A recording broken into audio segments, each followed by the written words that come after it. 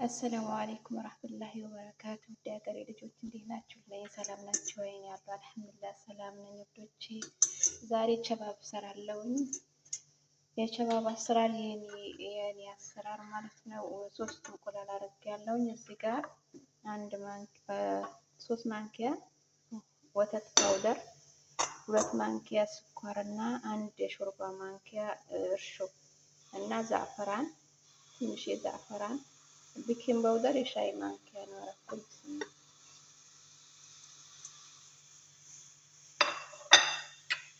እዚህ ጋር ደግሞ ሄል ትንሽ የማንኪያ የስኳር ማንኪያው ሄል እና ከሞን ትንሽ እዚህ ጋር ስሙን አላውቀውም። ሼመር ነው የምታረጉት አላውቅም። በእኛ ትንሽ አደርጋለሁ ሽታው ነው።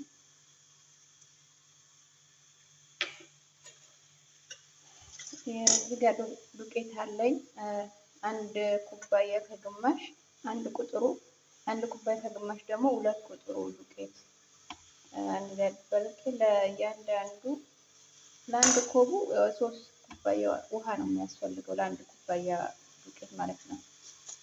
እና የነከከ በኋላ ውሃ አረጋለሁ።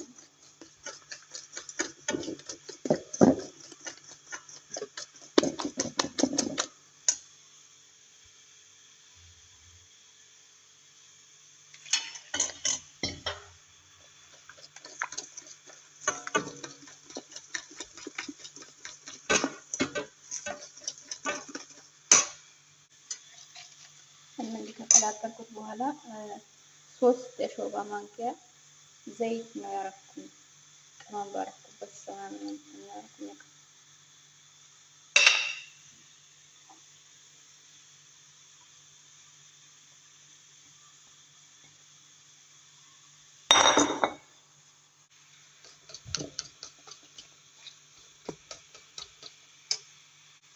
እና እንዲህ ከቀላቀልኩት በኋላ በእንትን ውስጥ አረጋለሁ።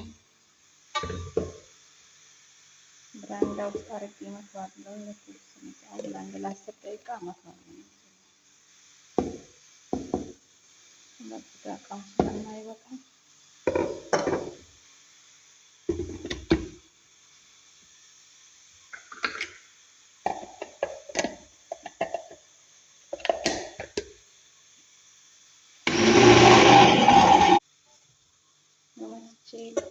ከጨረስኩ በኋላ እዚህ ላይ እንሸረጓለን። ለ50 ወይም ለ40 ደቂቃ ያክል ነው፣ ወይም ከአንድ ሰዓት ይቆያል።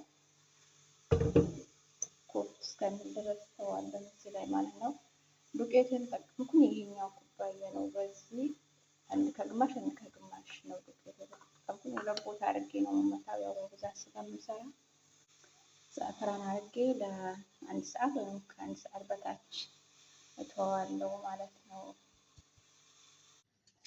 ወዶቼ ከ1 ሰዓት በኋላ ያው እንደዚህ ሆኖ ቁፍ ብሏል። አሁንስ እንዳጋግራለን ጨምራለሁ።